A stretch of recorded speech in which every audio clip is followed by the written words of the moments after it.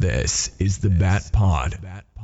The Bat Pod presents Gotham Currents, a podcast about current releases of Batman comics.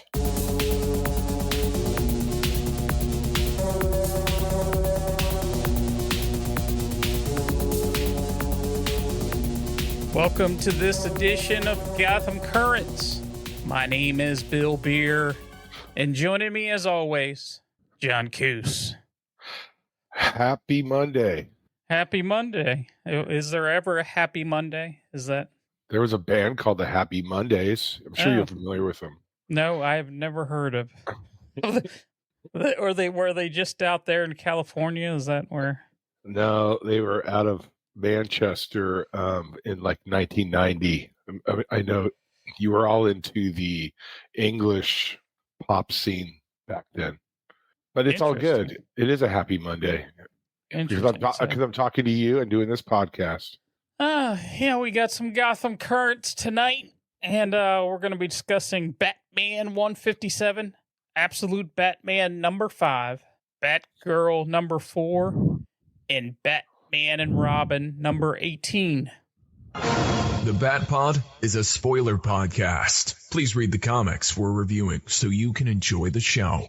All right, then. We're going to start off with Batman 157, the final issue of Chip Zdarsky's epic run. This titled The Dying City, the finale.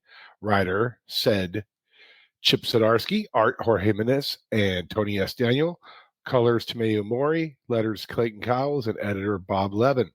Our story left off with learning that Commander Star is actually KG Beast, and Russian Leonid Kull of the Court of the Owls is about to escape on a plane with some Enigma tech that can crack any code in the world. The plane takes off, and Batman uses his grappling gun, and he successfully is now being towed in the air by a Lear jet into the sky. He blows into the plane through the emergency door and takes out Kull's bodyguards. We switch scenes to the riots going on in Gotham between capitalists and anti-capitalists who were all nudged to conflict by Commander Star and the Russians. Commander Star is manhandling Rowan Burkme, Wayne Tech's traitorous CEO. We also see Riddler and Jim Gordon collapse through the floor inside Enigma Tech. Back on the plane, Kull shoots at Batman. Guns on planes are bad. His bullets not only ricochet back at him, eventually killing him, but he shoots one of the pilots and the control panel in the cockpit.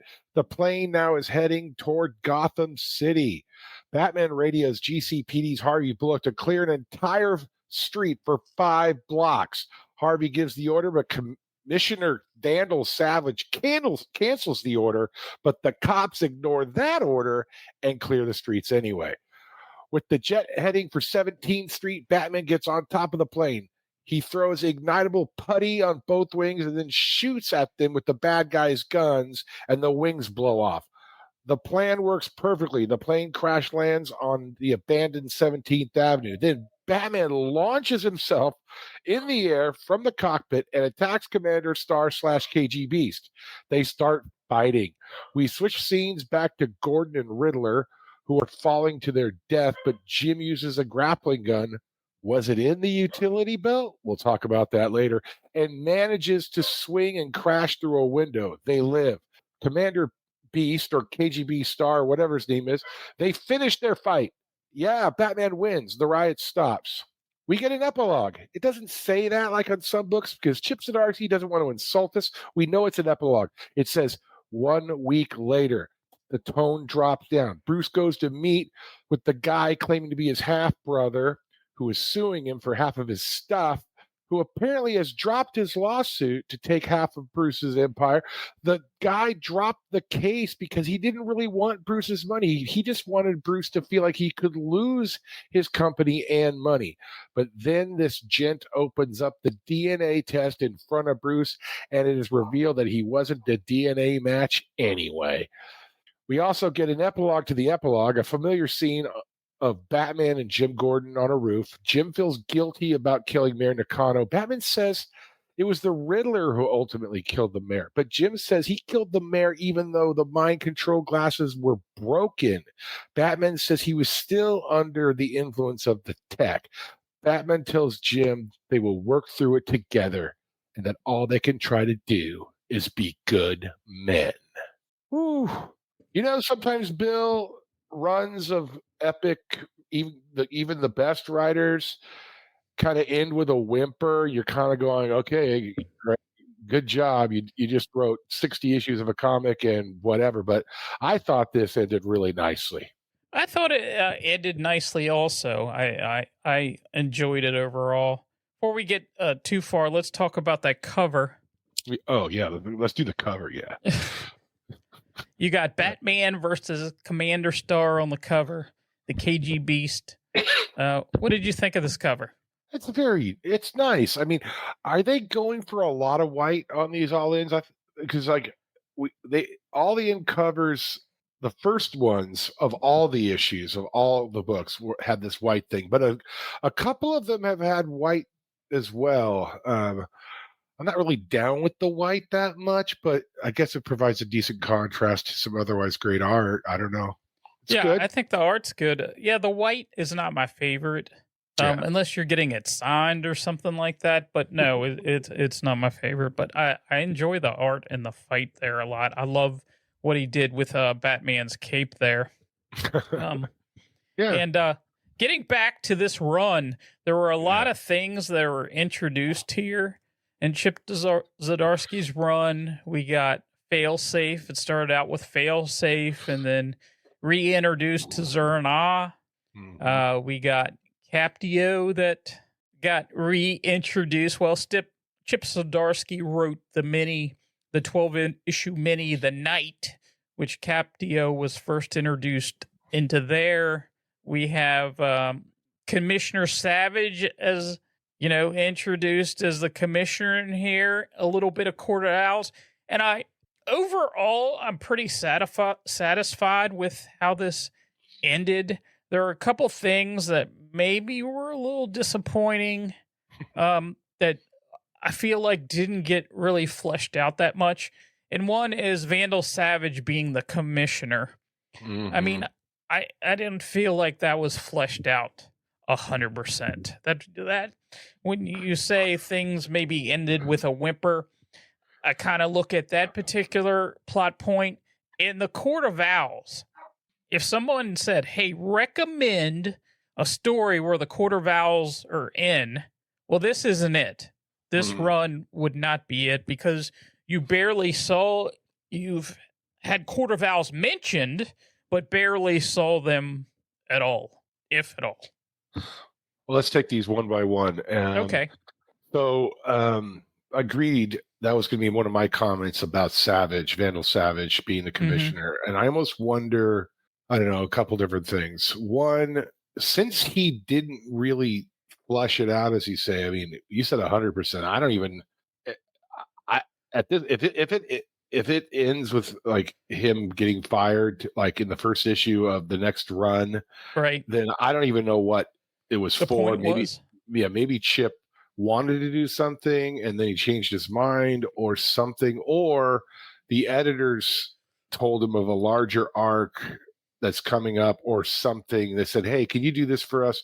Can you put him as commissioner? You don't really have to do anything with it other than make him be a jerk from time to time or something." But Chip certainly didn't conclude with any climax with him being commish, and it doesn't. And he's such a weird choice of all people, like this immortal guy who's been around for 3,000 years or 10,000, 20,000 years or something.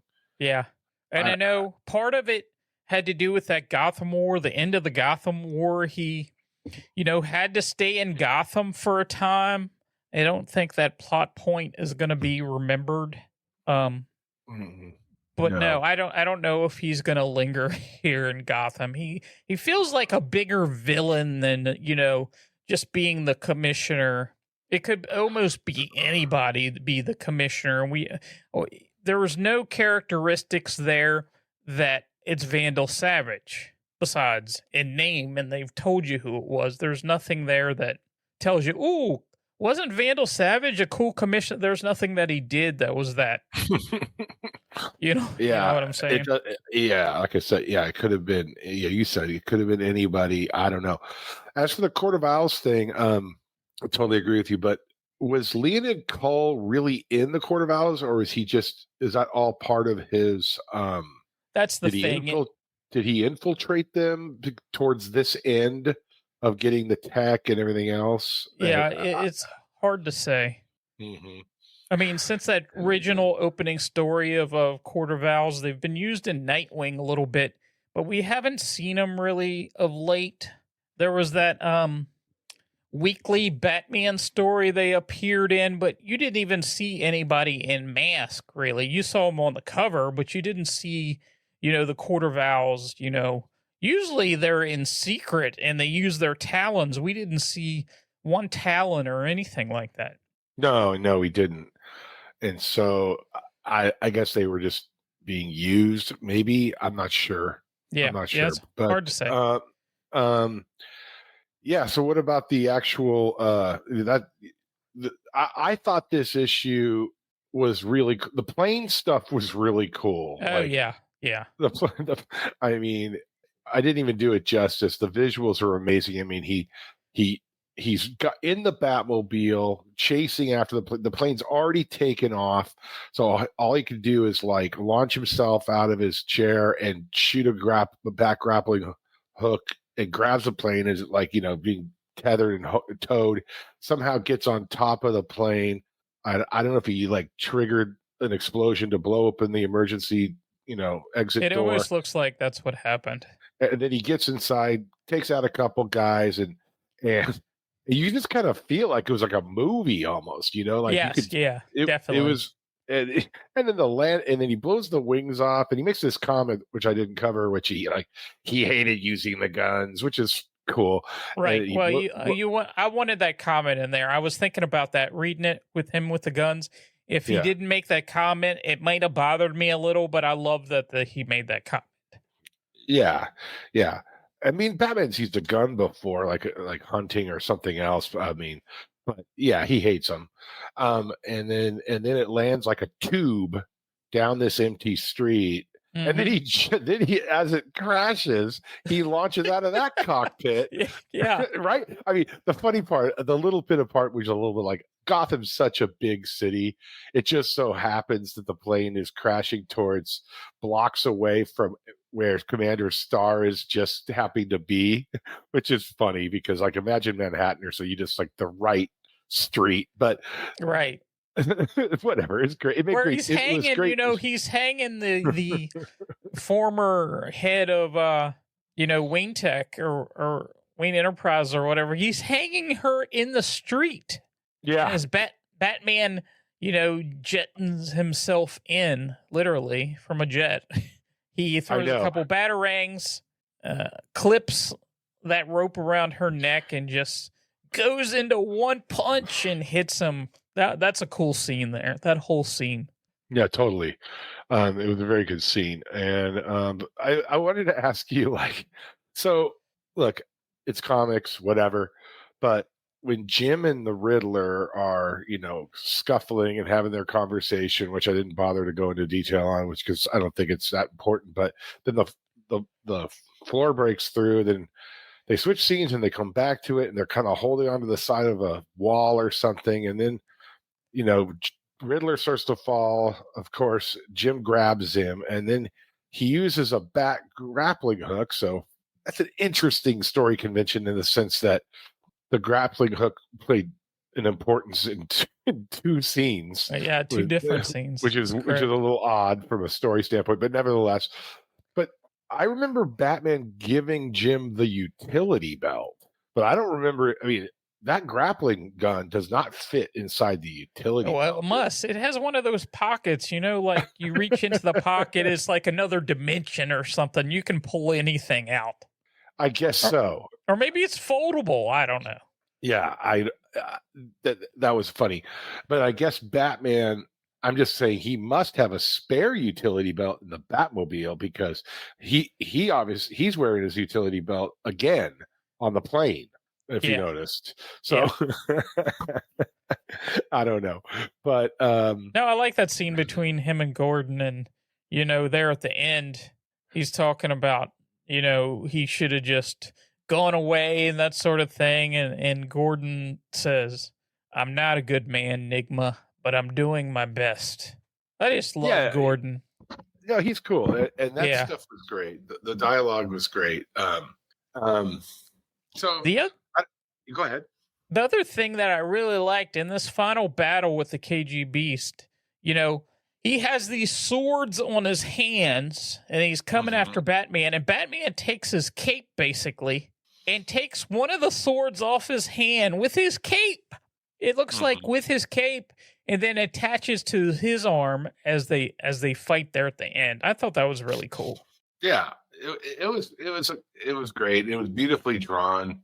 I mean, Batman should always have a great, traditional artist as opposed to some eclectic, weird thing. Because the Batman book, not right, the Batman proper book. Yes, yeah, I agree. And I love Tony S. Daniel. I don't have the eye to distinguish between who penciled what pages, but it was pretty seamless anyway. But it was the art was amazing, and it's hard to have that kind of, to depict these complicated sort of events in a way that they did. I think it is. I mean, so the storytelling is through the art, not just the words, and it was great. And then it ends with I think the ending was very nice. I mean, they wrapped up the question of whether this guy, who apparently works in a medical clinic and seems like a really nice guy, was really Bruce's half brother. He wasn't, so they wrapped that up. And then the Jim and Batman piece on the roof, I thought that was great. I mean, Batman was pissed 3 issues ago that Jim did it, killed Nakano. But then we find out it was based on this Mad Hatter tech. But even now, Jim's confessing that, the glasses were broken. And so Batman says, look, we just got to move on. You're a good guy. And you know what? You can't change the past, which is pretty cool. They've been through a lot, and he screwed up, but Batman's going to move on, which I thought was cool. Yeah, I like this conversation a lot where they're having coffee on a rooftop. Yeah. It would have been really cool if they started this run that way and kind of ended the run that way, but I like this a lot. And I also liked when we transition, and it was before that scene. He's talking to Leslie Tompkins, who looks very young in this for whatever reason. They've made her young. They've retconned her to be younger. Right. So he says to her, "Jim is one of the best men I know. How do I look him the same way after this?" And she says, "The answer is you look to him as a friend, as flawed as the rest of us. You hold it in your heart the fact that none of us are just one thing that we have, just one thing that we all struggle with. Jim Gordon is human, so just be human with him." And I really like that scene. I like the way that played out. And then it ended here with Gordon. And the other thing that we get out of this is Gordon sounds like he's going to be a cop. He's going to start over as a cop, which I kind of like that for whatever reason. I love him being Commissioner Gordon, but I kind of like that after everything, he wants to redeem himself in that way. Yeah, I like it too. I mean, I'm not looking at the page right now. I can't remember if he was just saying this is what I want to do, or did he say he was going to talk to Harvey and see if Vandal Savage? Well, Harvey got fired. Oh, Harvey got fired. Yeah, that's right. Yeah, after disobeying the orders. Right. Right. So no, he just said he thinks that Vandal Savage would enjoy being over top him. And Batman was saying that he needs somebody on the inside since Harvey got fired. So, it's a perfect pair. I like it. I hate to put a little shade on it, because the odds of a police department taking back their former commissioner as a detective or a beat cop at the age of 65 is pretty slim. Slim to But none. yeah, but it's a nice way for him to get back into the police department. Right. And a year and a half from now, he'll be commissioner again, probably. Right. But I thought it was a good book. Absolutely. It ended pretty well. And for the most part, I enjoyed this run right well. So, yeah. Okay, then. So moving on, I guess. Thank you, Chip Zdarsky. To alternate universe, absolute Batman. You've got that one. Let's go. It's Absolute Batman number 5. It's actually the end of a story arc. This is the end of an arc. And we get a cover here. Let's check out this cover. You got Batman, a big Batman, holding 2 knives there as he's on a rooftop. And we got Alfred in the background and the Black Mask. What'd you think of this cover? I think it's one of the, but I mean, not to say anything wrong with the Absolute Batman covers. I think it's one of the best covers of the Absolute Batman run so far. I like this a lot. So your writer is Scott Snyder, artist Nick Dragata, colorist Frank Martin, letterer Clayton Cowles, editors Sabrina Futch and Katie Kubert. Batman heads to an arranged meeting with the Black Mask. Alfred's handlers call him and tell him they have what they need and he should leave Gotham now. Alfred says that he will, but he continues watching Bruce. At City Hall, Gordon and Martha watch a news report that Bullock has endorsed Hamilton Hill and apologizes to Martha for bringing her into this failing administration, but she says that they haven't lost yet. Martha reminds him of how they first met when she was arrested at a protest, but ultimately let her go rather than charge her, and says that he is one of the few good people left in Gotham. Gordon also tells her he's sorry that he won't be able to light the memorial light to commemorate the zoo shooting, and asks her to tell Bruce that he's sorry. Bruce meets with Black Mass on the roof of a building while party animals and Alfred watch from surrounding rooftops. Sinus tells Bruce that the money was wired that morning to an account he named, and Bruce tells him he's already used it, as it's revealed that Bruce withdrew all the money. Where you withdraw that much money? But he withdrew all the money and used it to make a bat signal out of cash on the memorial light, a huge spotlight in the abandoned zoo. He remotely activates the light, and the bat signal illuminates the night sky as all the money burns in the bright light.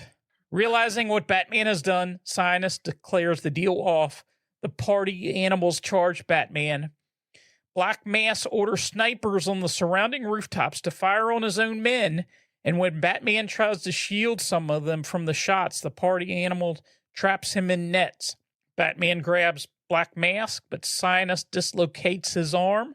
Bruce reveals that everything has been broadcast to the news stations, and believing that his actions will inspire the people of Gotham to stand against the party animals. Sinus tells him that he isn't the hero. The only hero in this story is money. The party animals beat, stab, and set Batman on fire, and then push him off the roof. Bruce manages to slow his descent with a bat parachute, but crashes to the ground and starts fleeing on foot. The Gotham City Police Department spot him and give chase with tanks and attack helicopters. Barbara Gordon hits him with her squad car. She gets out and points her gun at him as he climbs in a manhole, saying, "Stop or she'll shoot." Bruce simply tells her to shoot him as she lowers her weapon. Black Mass speaks directly into Batman's hidden camera. He tells them that the wealthy destroyed the world long ago, and they are struggling daily to maintain a system that gives them nothing. He encourages them to take this opportunity to grab whatever pleasure they can before everything collapses as his men place crates around the city saying the money he promised Batman is now up for grabs. Alfred goes to the Batcave where Bruce is sewing up his own wounds. He tells Bruce that he has no idea what he's done. Bruce says he's managed to place a tracker on Black Mask and asks Alfred to help him. But Alfred says he will never help Bruce again. On the street, Gordon and Martha spot a group of men opening one of the crates. They look in another one and see it's filled with guns and masks. And our issue ends as three of the men, now armed, head towards Martha and Gordon. So we have the end of our first arc. It doesn't feel like the end of an arc, but why do you say it's the end? Because the solicits say that? Yeah, it's the last last issue of the Zoo. It's well, it says Zoo to be Part continued, 5. right? Yeah, I know it says continued, so it's like one story, but you know they have to write for the trade or hardcover or whatever. This would be collected all in one. I guess so. Again, you know me, I am loving this. I know you read this. I like it. You like it. You don't have the love that I do because I just gleam when I talk about it. Yes, But what did you think of? It sure was a topic of discussion when we talked about issue number 3, and it looked like Bruce was going to take the money, and we really thought, well, I don't think he would take the money, but what if he did? And he took the money, but he burned it up. I like that. I liked that. That worked for me. And his plan to expose Black Mask, like on, whatever social media, TV, whatever else, was it good. So we know that he's still, like this Batman isn't morally flexible. In fact, he's super rigid, which is that's cool because that's Batman, right? I didn't understand the riding around the city in circles, like daring the Black Mask henchman to shoot him. Where did you get that from? That maybe it's not important. He knew, the part where he was having some of his people shoot his own people before they attack, as Batman's fighting. I just think he knew that Batman is fighting his guys, and that I'm not 100% sure, but he's trying to morally defeat him to make him, after he found out. And I don't know exactly how he knew the money was burning. Just by looking up in the sky, maybe you could see flames. You can't really tell here, but this fight where he's taking out his own. Well, you knew he was going to take out his own guys. He doesn't care about anything. It's just chaos, basically. Yeah, maybe he's just creating a bunch of chaos, basically. Yeah. No, I guess so. It actually, when I read this, sometimes it kind of freaks me out a little bit. It's super dark. I mean, Black Mask is scary. I mean, he's scary. But let's talk a little bit about this. After he does the bat signal thing, and then he burns everything, and then then Black Mask tells everybody that the party animals, the deal is off, and then they just charge him. Like that stuff is pretty sick and intense. Like, and there's this scene. I don't know if I can pull it off on like showing it on. Oh my God, my picture in picture. Oh my! There's a scene where Batman's back, his cape thing, is Can you see this, or is it impossible because of the stupid background thing I got? Yeah, okay. Not really. Well, there's this scene where that guy whose hand he chopped off. Yep. In like the first issue or second issue is like. Jumps on his back, and then I guess Batman, I don't know if he clicks a button or something, and these spikes come out. Yeah, something with the cape. we're still learning how this cape works and how these straps that wrap around his his wrists where his gauntlets usually are. We're still learning. I hope we get some information in the future.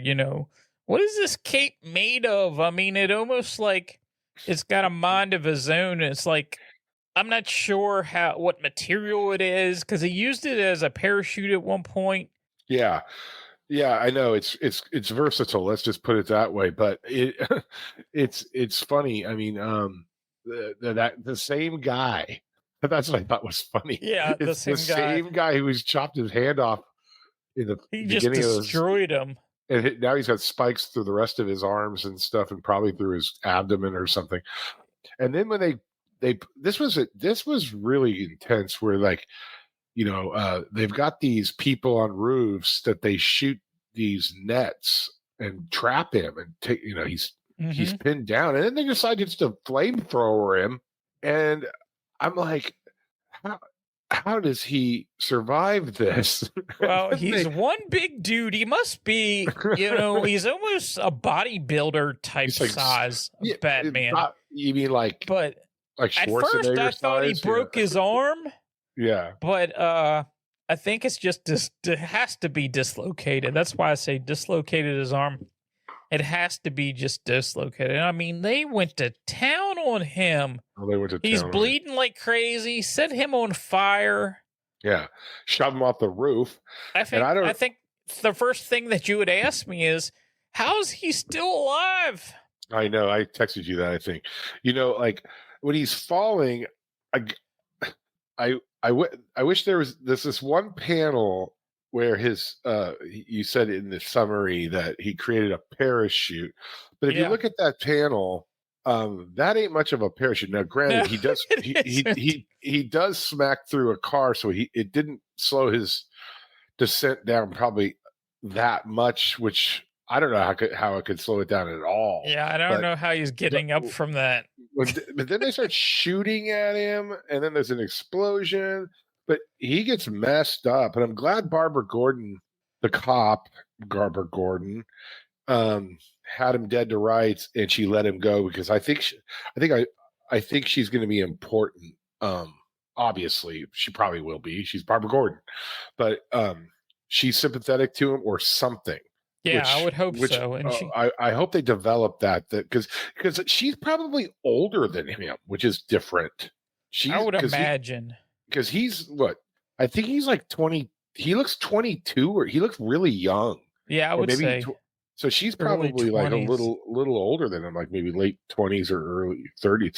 So that should be really interesting. It's kind of cool. Now, let me ask you this question. And when Alfred comes upon him at the end where he's sewing himself up and stuff, he says, "Do you have any idea what he have done? What is it to be revealed later? Like why Alfred is so pissed at him?" Well, I think partly because he's so annoyed. He just wanted to come to Gotham, do what he had to do, and get out. And now I think he's kind of sympathetic to his cause, even though he doesn't act that way in this scene. Yeah, I think he's going to be joining his cause. I have a feeling. It could go in the other direction, but I have a feeling. I think you're probably right. That's why he's so mad. And he has all the skills, He said he was a field medic, and he knows about 100 ways to patch you up, but he's like, I'll never help you again. Yeah. But he's got Band-Aids all over his body. His arm is wrapped, his ankle is wrapped, his knees are wrapped. But he's he's messed up. He's like Bane size. This isn't a Batman that we're used to seeing in the regular universe. He is a big dude. He's huge. He looks he looks like he's on Venom. He looks like Bane. So and there is that flashback. It's just one panel, but I guess Bruce flashes back to the night that he was stuck there with the bats and got bit by the bats, because it was mentioned earlier in the issue about that. Just that his wounds made him think of that. Yeah. And and then here at the end, we get, anybody who's anybody can pick up a mask and a gun and just start making chaos here. And Gordon and Martha look like they might be in a little trouble. Although I would imagine Gordon is packing. I just have that feeling. Yeah, I would imagine you're right. Yeah. All right, cool. So what do you think of this opening, Absolute Batman? We didn't know what we were getting when this started.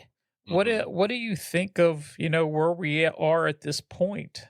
I'm pretty satisfied with where we are, even though I didn't know what to expect from this. I'm satisfied. I like Elseworld stuff. It allows exploration into things that you can't do really in continuity, I guess, and stuff. And I'm good. I'm good with it. It's like tweaks on characters and like, is Jim really that good? No, he's not. I mean, they're all kind of, except for maybe Batman, they're all kind of like morally compromised a little bit here and there. And that's an interesting twist. And there's a lot. If you said you saw him or whatever, Snyder, like if he's got 5 years worth of stuff or whatever it is, great. Like why not? He can go in all kinds of different directions because he's not constrained by anything, right? Nope. Which is just fun, like who's next, it'll be cool. So, and then, when they start integrating them into this larger absolute world, they're going to have to come back to Darkseid at some point, which will be interesting to see how they play that. And then, does he meet Superman? I guess he will, right? I mean, do we know there's going to be a Justice League? Or do we not know? From what I heard from an interview with Snyder is that sometime this year there was going to be characters crossing over in other characters' books. It wasn't going to be an event, but there would be like maybe Batman and Superman cross paths in an issue or two. That would happen this year. And there may be, I don't know if there's going to be a Justice League book or it would be, I don't know how they would do that with, these characters, but it would be some sort of team, I would think, that would go up against Darkseid. It'll be interesting. It'll be cool. All right, let's dial it down a little bit here and go into Batgirl. So, oh boy. All right. I'm sorry. I'm already tipping my hand here a little bit. So Batgirl number 4, which is Mother Part 4. Got the cover here. Not a bad cover, actually. Yeah, it's a pretty good one. No, it's simple. She bloodied a little bit. A little bit. Yeah, it looks cool. Like she's. So this is, Anyway, so we got writer Tate Bromble, artist Takeshi Miyazawa, inks Wayne Foucher, colors Mike Spicer, letters Tom Napolitano, and editor Jessica Burby. We last left our hero on the train, which she has been on for our last couple of issues, meeting in a train car with Nissa Al Ghul, Talia's sister, and her mommy, Lady Shiva, and other henchmen types. The weird part for Cassandra Cain is that supposedly she killed Nissa way back in Robin 148. There was a little asterisk there. I read it. Cassandra set off a car bomb with Nissa in it. We can talk about that later.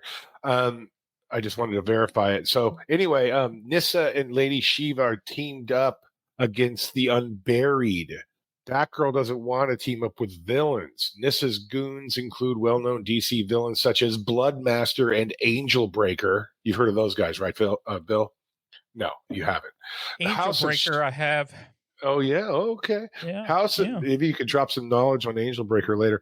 House of Shiva High Priest Jayesh tells Batgirl they all need to band together. We learned that Ra's al Ghul centuries ago killed a whole bunch of the unburied people and started a centuries-long war between them and the League of Assassins. Out of the corner of Batgirl's eye while in this train car scene, she detects subtle movements of one of the train car inhabitants one of the Unburied, but Batgirl disables him with a batarang. But then his eyes go white hot and the train car explodes. And this was where things start getting wild. Shiva and Batgirl thrown from the train, and then suddenly a couple of Unburied Grand Masters appear with a squad of Unburied goons. Then Batgirl and her mom and Nyssa and her sidekicks all start battling the Unburied guys. This fight wasn't going well for Batgirl and her friends, so Shiva and Batgirl fall back to a derailed train car. They have a 3-page conversation about some things, including Shiva saying she feels bad for raising Cassandra the way she did, to be a killer. Then suddenly one of the Grand Masters appears and says, "Found them! Ha ha!" They fight, but Shiva goes down, and Calden, the Grandmaster from the first issue, shows up and knocks out Batgirl. She awakens to an empty train car. Shiva's gone. Batgirl gets on the back of the High Priest Jayesh's motorcycle, and they head off to look for Shiva. I make it sound like questions because I'm confused, but anyway, that's the story. I think it's going. I was going to say something negative, like it's going nowhere fast, but I don't. I mean, I don't know, man. I mean, let's go back to this thing. Okay. Did you have any background on this whole, like, did you look up any of this stuff, Robin? Did you go look up Robin 148 like I did? I did not. I didn't go that far into it. But I did, and I don't even remember this stuff because so long ago. But like, this looks like Cassandra Cain sort of became bad for a while, and she was like heading up the League of Assassins. Well, I think she was brainwashed at some point. If I maybe she correctly. was brainwashed. Yeah, so I guess she killed Nyssa Al Ghul to eliminate the competition of leadership or something. So maybe that's what it was. She wasn't like I actually read like 5 issues and then gave up because like on Wikipedia and stuff, they don't even really cover much of this stuff. About like her killing Nyssa, but she was definitely in a car and a bomb went off and Cassandra Cain took credit for it. So whatever. But I guess she's back, as people tend to be. They didn't explain how she didn't die though, which I thought was funny. Like in this issue, they didn't bother to say no, they didn't. They just mentioned it. I rolled out the passenger door before the bomb exploded, and then I went into hiding for 5 years or something. I don't know. Yeah, that's but all this stuff in the train car and this whole Unburied thing with this blue flower thing, I haven't got my head around who's the aggrieved party here. Like, is it? Yeah, it feels like why are they so pissed at Lady Shiva? Well, because she used to be in the League of Assassins or something. I think it's Lady Shiva. It's anybody using they seem to have a claim on this blue flower, Right, this blue flower. And Lady Shiva looks like she uses this, has some kind of, it's the mystical blue poppy of the Unburied monks, and that she uses it, and the Unburied apparently has, copyright to all these blue flowers or whatever. And at this point, we're 4 issues in.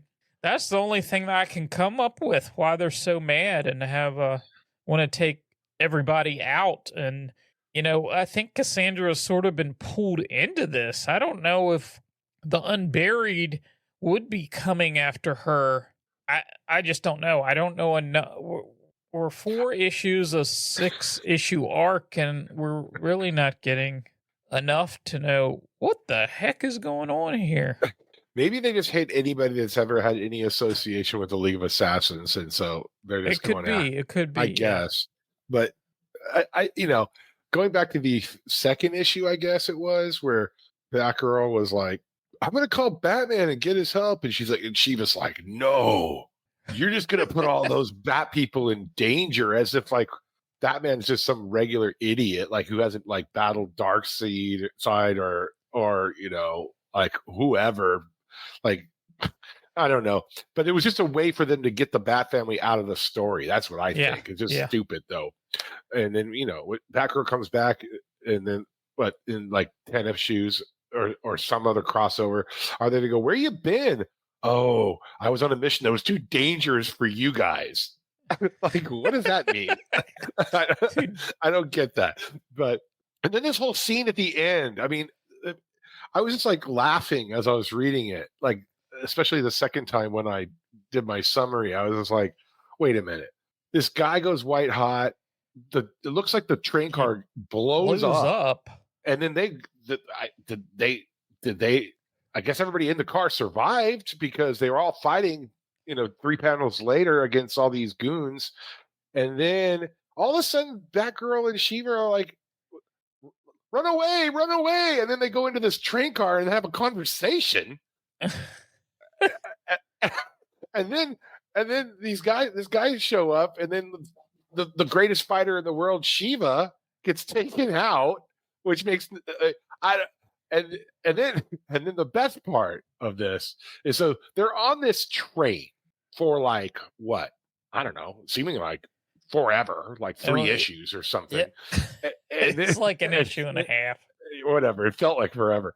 And then like Batgirl stumbles out of the train car, and then that High Priest Jayish guy is there, like on his like motorcycle, which must Where have did he get a motorcycle? Well, you they just must have had all their guess. motorcycles in a different train car, I guess. And then says, "Get on that. We're going to get Shiva." And it's like, okay, all right, whatever. I mean, I don't know, man. I don't have much else to say about this. I hope. Yeah, I'll tell you something that I really liked in this. Okay, good.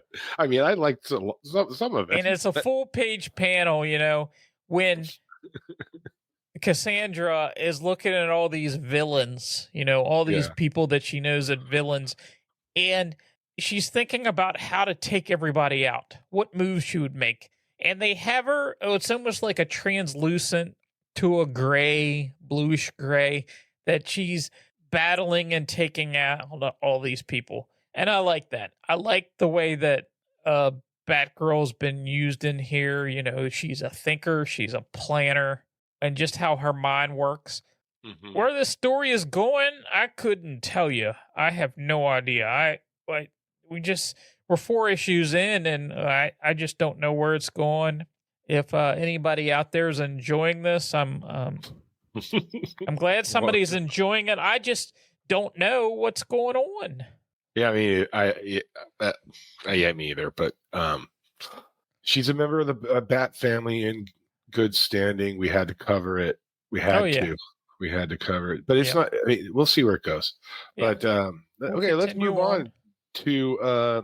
We're talking Batman and Robin number 18. 18. Okay. We get a cover here of it says Fall of the House of Wayne, and you get Damian and Batman standing in front of like the city. What did you think of this cover? The only thing I don't like about it, I mean, it's I think you mentioned it in the last episode of our podcast, where like it seems like they go back and forth with this look with Robin on. I don't like that sort of Teen Titans Go look on his. Okay. That's the only thing I don't like about it, because and they don't even stick to it all the time, which is really weird to me. Like there's well, they kind of do, but I don't know. It just feels weird to me that he looks that way. But other than that, it's fine. It's fine. It's a good cover. Yeah. Did you especially love it or something? No, I'm not saying that I loved it, but I thought it was good. I mean, it was okay. Yeah, there's not really any action. They're just standing in shadow, and Batman looks kind of brooding, and Robin looks like he's angry. And yeah, well, they're not doing so well right now. No, as we'll get into.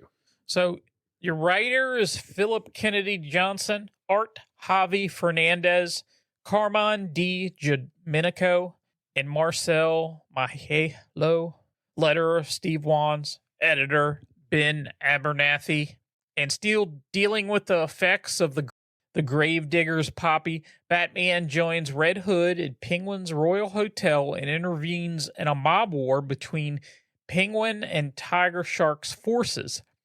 The Gotham City Police Department is also on the scene, and Batman directs Red Hood to move the wounded into the hotel and jams all wireless devices. The police argue with Batman and threaten to take out any vigilantes also. At Gotham University, Larachek and Robin infiltrate Scarecrow's old lab. Robin finds a monkey that Crane had experimented on. Larachek and Robin argue about Batman's commitment to the safety of the Robins. Robin examines the monkey more closely and finds evidence of recent experimentation, as well as indication that the lab has been used more recently by someone other than Scarecrow. We learn that Professor Bly was tried and convicted of the Memento murders and died in a psychiatric hospital. Suddenly, a heavy bookcase falls on Larachek as a shadowy figure flees the lab. Back at the Royal Hotel, Batman and Red Hood continue to battle mob thugs and discuss Robin's mental state. Red Hood cites Oracle's concern and explains that Robin may have had a Harvey night, a particular difficult encounter that happens to a member of the Bat family that changes them completely. Batman says that Gotham needs Robin, especially with Memento on the loose. Batman reminds Red Hood that he saw Bly and Memento together in the power station, as well as a number of other sightings that remains difficult to explain. Red Hood tells Batman that neither Robin or any other member of the Bat family genuinely cares about Gotham. They crave Batman's love and approval. Batman sees a terrifying vision of a dead Robin, Memento's monstrous grip. He shakes it off and rescues the Red Hood. Batman explains further that what he meant by the notion that Robin can't quit. Unbeknownst to Batman, Robin is listening in on the comm. Batman explains that the League of Assassins damaged Robin so thoroughly he is not capable of living a normal life. He thinks Bashar is connected and says that based on all the usual metrics, Robin is unmarkable at best. At this, Robin removes his earpiece. He does not hear Batman's next words. Damian stands to be the best of us. He did not come to Gotham to be Bruce Wayne's son. Batman is afraid that without the mask, he will lose Damian. Red Hood departs, but not before stating to Batman that if he let Jason quit on his Harvey night, he might have escaped his fate. Batman meets up with Robin out of uniform and tells Batman his plans. He's going to catch Memento and then retire as Robin.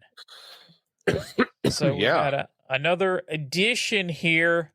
The Red Hood. Now, real quick, the Red Hood in here, Jason Todd, we saw in a detective issue where he had white hair. Mm-hmm. In here, it's only like the tips of the front of his hair. Right. What's going on? And his uniform, too, is kind of a little different, too, isn't it? Well, he doesn't have his hood up. Well, he has it up at one point, and then it comes down as he's fighting and that sort of thing. I guess it's just the artist's interpretation, basically. Yeah.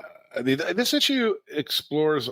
I mean, I think I said it before, and I tend to repeat myself, is that the Memento story is less interesting to me than this stuff going on between the Bat family members, Batman and Robin. Now Jason's there too, and all this deep stuff about like you mentioned in the summary, like Jason being really thoughtful about they don't care about Gotham, they care about you, Batman, which is like, wow, ding, light bulb. That makes sense. They crave his approval. They crave more than they want to, fight crime or whatever else. At least in the initial years. I mean, I don't know if that's a broad brush statement that includes even Nightwing, but I don't know. Probably. I guess if you think about it, they always come back to him, even when he seemingly disappoints them or whatever else. I thought that was pretty cool. And then this whole joke, is this the Scarecrow effect where Batman sees Jason as the blown up Jason, that panel?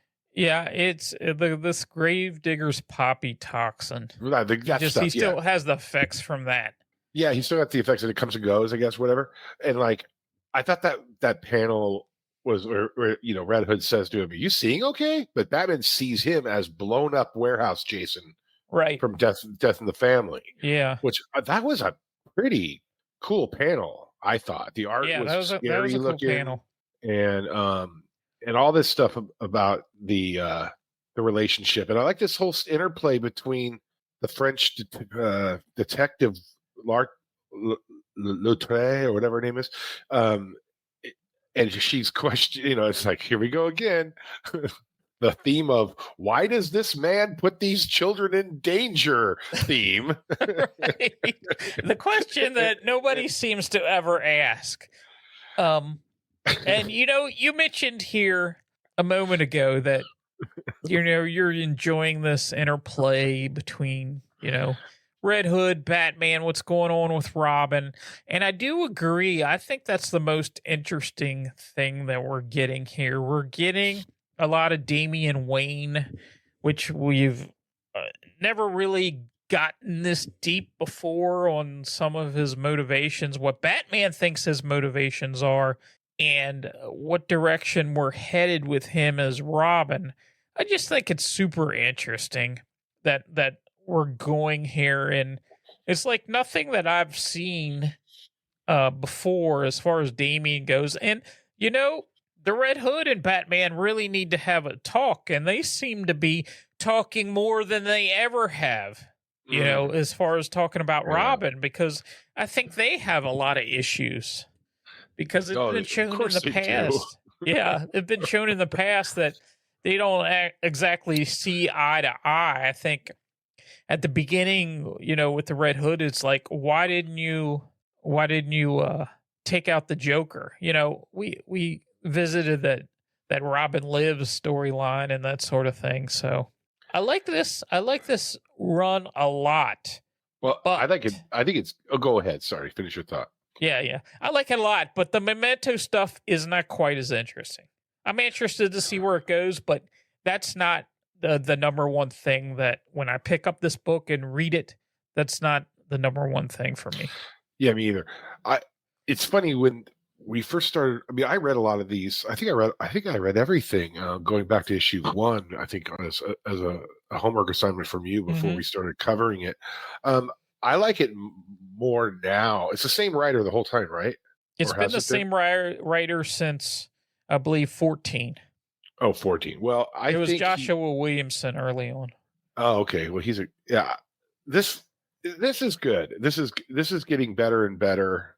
And the art's really good. I just don't like the goggles, I guess. I don't know. That's the only thing I don't like. But the this whole scene about with at the end, and that last panel is drawn so well of Bruce looking perplexed that Robin wants to quit. And he's got his little monkey friend, which I think. Do you think? I mean, is that going to be a?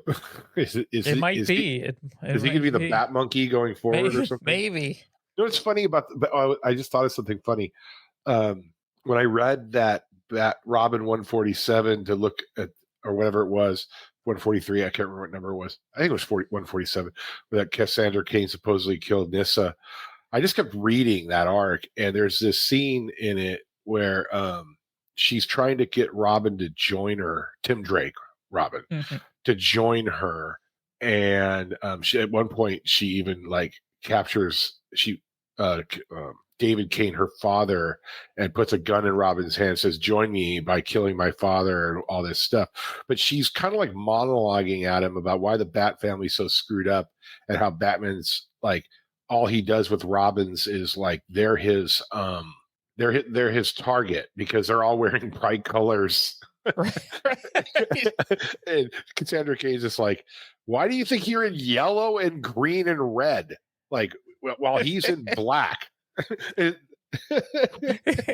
maybe this woman, Latre, whatever her name is, she's kind of I mean, we've had so many books cover this topic in just a span of the last 4 months, and I'm okay, we got it. Bad editors, stop talking about how bad Batman is with when it comes to teenage sidekicks. It's getting old. We already know. We know. He's not going to be Father of the Year. So yeah, and this Red Hood stuff is cool. I don't dig his look, even with the little unexplained. Maybe I didn't finish that funky Red Hood mini, I don't even know if I read it. Maybe he dipped his hair in some bleach or something. I don't know. Remember when it was teased that he was coming back in the Hush arc and he had streaks of white through his hair? Yeah. It sort of reminds me of that look for whatever reason. I don't know. We'll see. And I hope Lara Trek sticks around because, well, it's obvious that she's going to figure out who young Jack is. And Damien even says it here at the end. Said, if she hasn't already figured it out, she will. Yeah. Which he looks a little surprised. Maybe he's more surprised to see Damien and what he says to him. So, where did you go? Why are you bandaged? Who's the monkey? Yeah, because they didn't really have a discussion of what they found there. Well, I mean, he briefly, it's. I don't know. Maybe she'll become commissioner.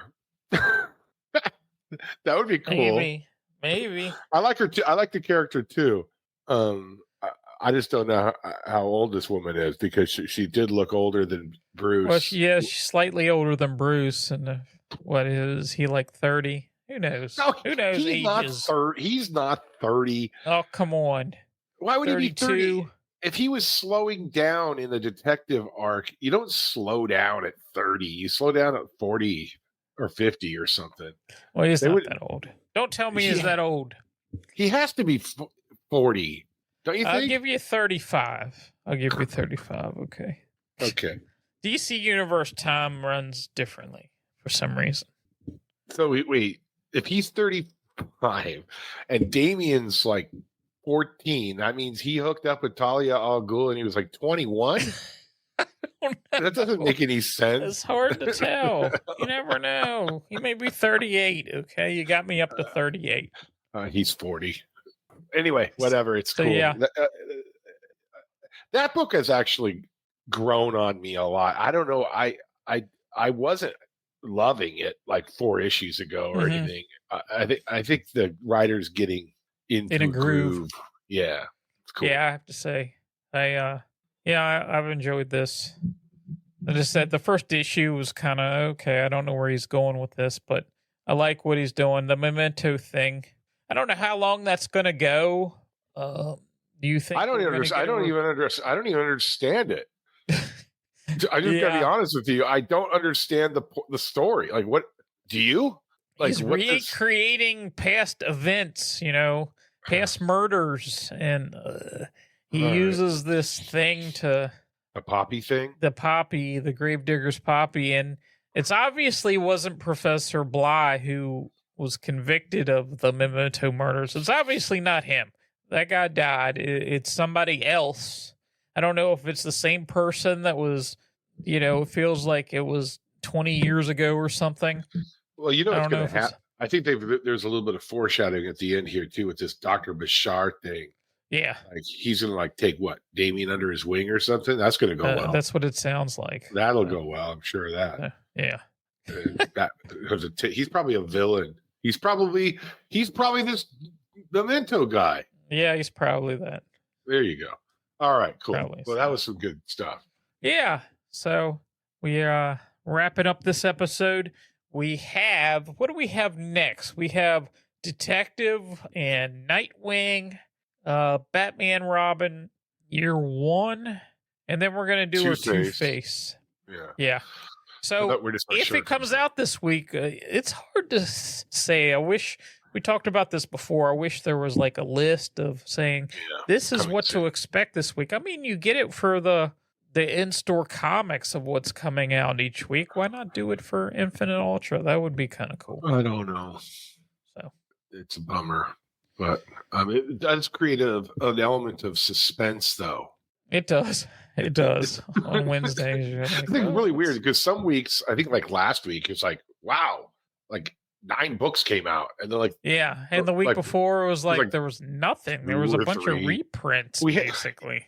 So we can't talk about it here because I think we're going to add, let's just go on the record.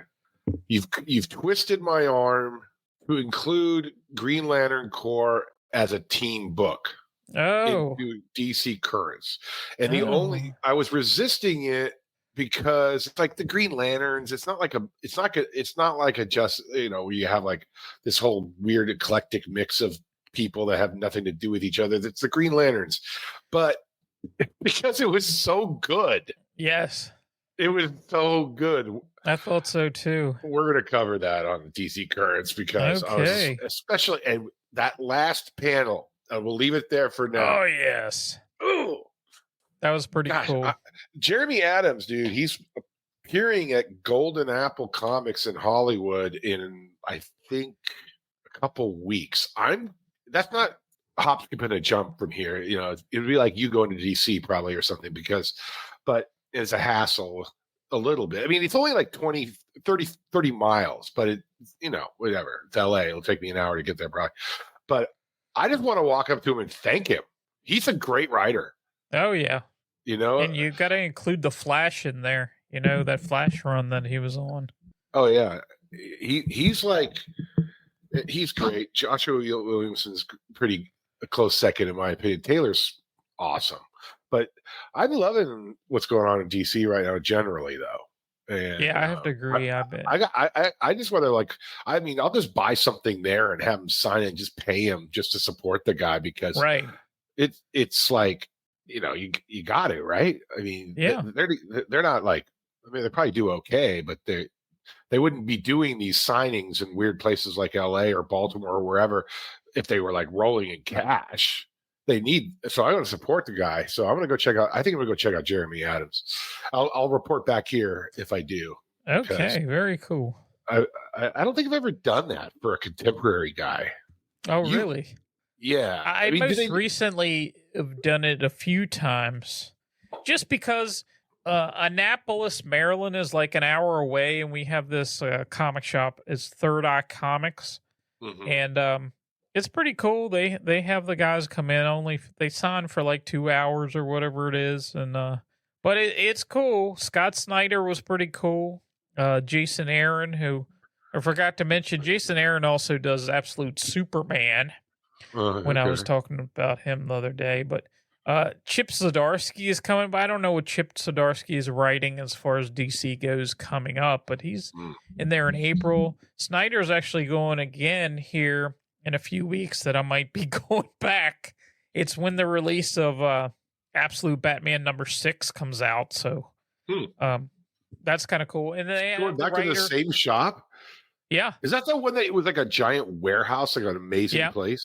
Yeah, okay. Maybe that must be. It's like a famous shop. Yeah. It's probably the biggest one around. The biggest one I've ever been to. Not that I've been to a ton, but it is a nice size. And then they have the writer, and I can't think of his name off the top of my head, but the writer for Absolute Martian Manhunter is going to be there also. So doesn't it look like they're putting together the Justice League? It almost looks like it. I mean, you got Green Lantern coming out, and Flash is next week. Gets released in the stores. Absolute Flash, Absolute Wally West. So that should be pretty interesting. Do we know if there's going to be I think Absolute Aquaman? You would think, but nothing's been. Nothing's been announced as far as. Flash and Green Lantern here. So, and Martian Manhunter was listed as a mini. So we will see. But I've heard good things about the Martian Manhunter book. People that got preview copies are saying might be one of the best of the year. But I don't know. Who are these special people? I don't know. Guys on the street. Okay, yeah. Yelling about comics on the street. You don't have those people out there in California. Just on the street, like out here, like just out, like walk up to somebody and go, "Hey, I got the preview issue of Martian Manhunter." Dude. Right, those guys. They're probably out there. I need to find them. Yeah. Okay, cool. We'll get out of here. All right. So, thank you for staying current, Gotham Currents. We will see you later.